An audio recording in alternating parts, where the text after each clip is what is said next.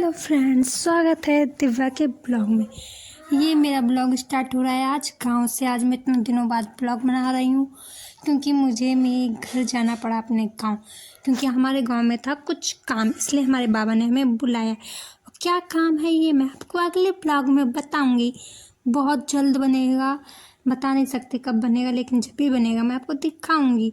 अभी मैं स्टार्ट कर रही हूँ घर की साफ़ सफाई करने, क्योंकि घर कमरा थोड़ा सा मेरे बाबा का ज़्यादा ही गंदा है। इसमें बहुत जाले लग गए हैं, काफ़ी दिन से साफ़ सफाई नहीं हुई है, तो हमें सारे जाले छुटा रहे हैं। देख रहे हैं आप कि मैं सोफ़े के ऊपर चढ़ गई हूँ, जाला छुटाना स्टार्ट कर दिया।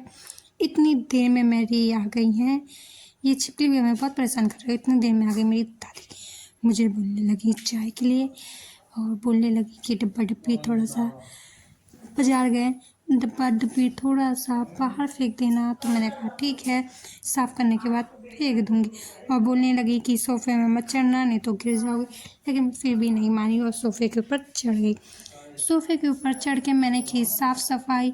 जाले छूट ही नहीं रहे थे, लग रहा था कि जैसे चिपक गए हैं गोंद की तरीके। फिर भी मैंने जाले छुटाने की कोशिश की है, जाला छूट नहीं रहा है। फिर मैं दोबारा उतर के मैंने डंडी से साफ़ करना स्टार्ट किया। डंडी से चढ़ के देख रहे हैं आप कि मैं डंडी से कैसे साफ़ कर रही हूँ जाला। फिर मैंने धीमे धीमे करके एक एक जाला छुटा दिया। इन जालों को मैं घर में नहीं रहने दूँ। फिर मैं आज दादी के पास चाय पीने के लिए, मेरी दादी ने मुझे चाय दी और कुछ बातें बता रही थी। तो मेरी दादी जब मुझे बातें बता रही थी तो मैं बातें कम और काम में ज़्यादा ध्यान दे रही थी। देख रहे हैं आप कि कैसे मेरा घर गंदा पड़ा हुआ। और फिर मैं थोड़ी देर में निकल गई बाहर और मैंने इस बड़े वे के साथ थोड़ा सा खेला, थोड़ी सी मस्ती की, क्योंकि अभी हमारी बगल वाली चाची के यहाँ हुआ है, यानी नया आया है, छोटा सा है लेकिन बोलता नहीं है। वैसे शैतान बहुत है, इसके छोटे से इसका नाम होगा छोटा।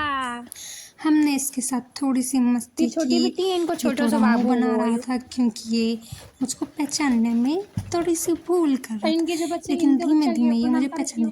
फिर हम अपने मिले लाडो से। इसके जो बच्चे होंगे उनका नाम होगा टेडी।